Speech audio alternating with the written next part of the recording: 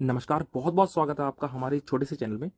तो सभी स्टूडेंट के मन में जिन्होंने केवीएस पीआरटी का रिजल्ट देखा है, जो केवीएस पीआरटी के लिए तैयारी कर रहे थे, या फिर जो स्टूडेंट केवीएस से कहीं ना कहीं किसी भी रूप में उन्होंने एग्जाम दिया या उससे संबंध रखते हैं, उन सभी स्टूडेंट के मन में एक सवाल है कि केवीएस पीआरटी की कट ऑफ इतनी हाई क्यों गई। इस सवाल का जवाब दूसरा, रिजल्ट पर स्टे होगा कि नहीं होगा वो, और नॉर्मलाइजेशन के बाद इतना ज्यादा मार्क्स में अंतर क्यों आया है, ये सारे ही आपके सवालों के जवाब इस वीडियो में प्रॉपर तरीके से दिए जाएंगे। जैसे कि आप अगर हमारे चैनल को फॉलो करते हैं तो आपको पता होगा, यहां पर आपका टाइम वेस्ट ना करते हुए सीधा जो पॉइंट है वो आपको बताए जाएंगे। देखिए, पहले हम बात करते हैं रिजल्ट पर स्टे होगा या नहीं होगा और कट ऑफ क्यों गई। तो सबसे पहले हम बात करते हैं कट ऑफ की।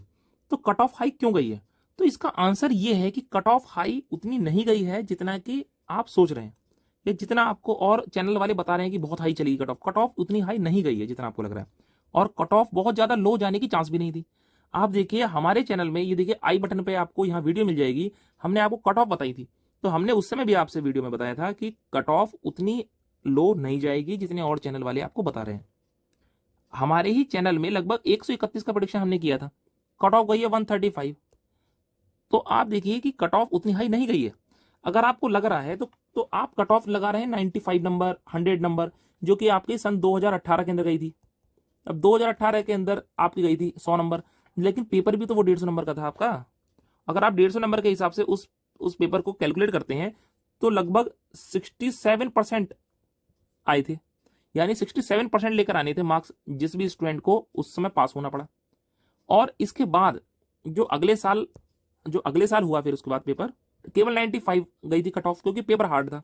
तो क्योंकि पेपर हार्ड था इसलिए गई थी, वरना ये जो 67% आपके 2018 के पेपर का रिजल्ट आया था, अगले और पेपर में अगर जो हार्ड पेपर आया था वो नहीं आता, तो ये 67 जो परसेंट रिजल्ट आया था, यही आपको लगभग 70% के आसपास दिखाई देता। तो ये 95 ना करके 105 कट ऑफ जाती उस समय। और अभी बिल्कुल सेम पैटर्न हुआ, पेपर नॉर्मल था और पेपर 67 और 70, और अब क्योंकि कंपटीशन बढ़ रहा है तो इस बार कितना आता, 75% रिजल्ट। और इस बार जो रिजल्ट आया है, क्योंकि वो 180 का था, तो अगर आप 180 का की कट ऑफ निकालते हैं, 180 का अगर आप 75% निकालते हैं तो आप देखेंगे 135 ही बैठ रहा है। तो रिजल्ट इतना हाई कट ऑफ नहीं गई है जितना कि आपको ऐसा लग रहा है, आपके दिमाग में ऐसे बिठाया जा रहा है। क्योंकि देखिए, ऐसा आप सोचेंगे कि रिजल्ट बहुत हाई गई है तो इससे स्टूडेंट भड़क जाएंगे, आंदोलन करेंगे, ये सब एक एजेंडा होता है। इतना ज्यादा इन चक्करों में ना पड़िए, आप इस चीज को एक्सेप्ट करिए कि देखिए कट ऑफ हाई गई है। देखिए, जो थोड़ा बहुत आपके मन में डाउट है कि पेपर में ये हुआ, धांधेबाजी हुई, ये हुई, वो हुई, हाँ देखिए हो सकता है ऐसा हुआ हो, लेकिन इसके बेसिस पर आप ये नहीं कह सकते कि हाँ 100% ही ऐसा हुआ है और इसी वजह से ये हो गया। भाई कोई भी चीज है वो जब तक पूरी तरह से कंफर्म नहीं हो जाए आप नहीं कह सकते।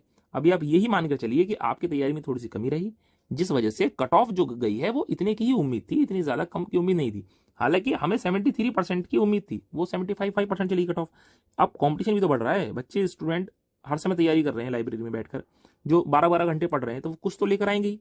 और स्टूडेंट जो केवीएस में बैठे थे उनकी कट ऑफ जाने का एक रीजन ये भी है, अब सभी स्टूडेंट के लिए जब से इंटरनेट घर घर हो गए हैं तो कोचिंग लेना सबके लिए बहुत आसान हो गया है।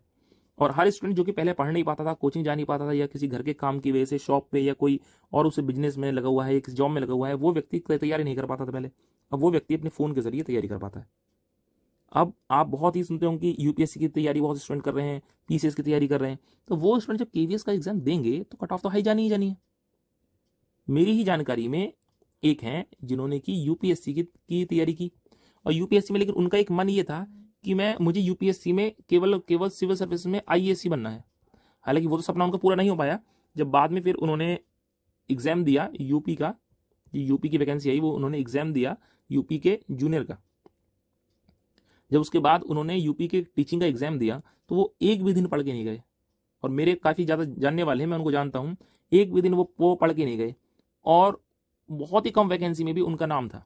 अब जो प्रॉपर वो कौन सी जॉब थी वो मुझे ध्यान नहीं, लेकिन वो टीचिंग की जॉब थी और यूपी की थी, और वो शायद जूनियर लेवल की थी या उससे ऊपर की वो जॉब होगी, प्राइमरी लेवल की नहीं थी। तो ऐसा है, कंपटीशन तो टफ आजकल हो ही रहा है। अब हम बात करते हैं कि रिजल्ट के स्टे वगैरह के ऊपर क्या कहना है।